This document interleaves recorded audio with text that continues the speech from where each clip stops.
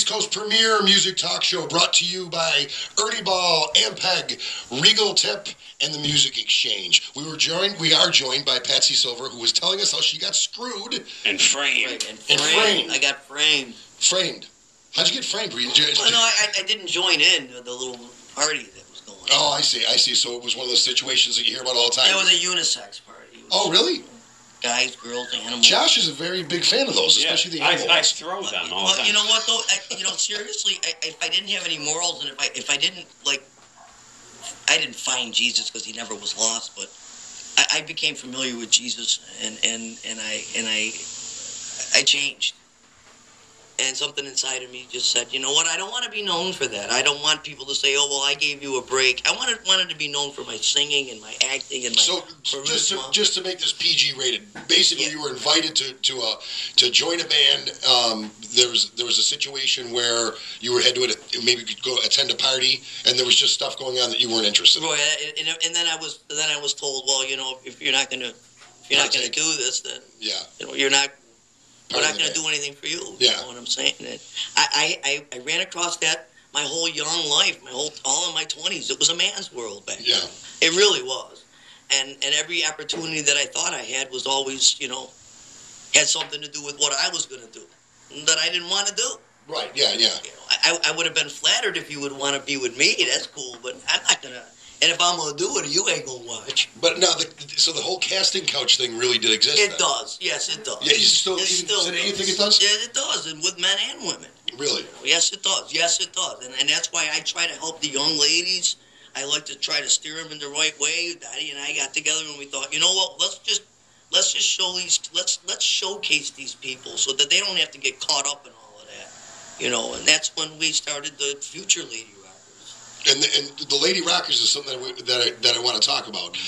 So you leave Atlantic City after things start changing. Yes, and I came back to Buffalo. And then you went to I joined school? Trick. No, I joined Trick. But, and when did you go to? Because you're a teacher. Yes, I went back to school when I was 43. Okay, well, you're an amazing woman. So you went back to school at 43. Yes, you came back, joined a couple bands. Yeah, I met Dottie, and she convinced me to go back to school. And my husband Joe Cristofanelli, who I adore, he says, "Why don't you go back to school?" And Joe is also a very amazing musician who had some success in the '80s and ran across almost the same kind of dark time that you did. Yeah, kind of. He was the bass player in Rat from 83 to 85. 83 to 85. And he loved it. He enjoyed it. And then he moved on. Sure. But I would rather have him tell his. Yeah, and someday we'll have him in. Sure. And he's the bass player in Silver Extreme. Yes, he is. So I mean, and once again, I made sure I had to marry him just to make sure I could. You need a bass player. It's hard to get a bass player. If you're married to them, they got to show up at the gig. I understand. It's smart thinking.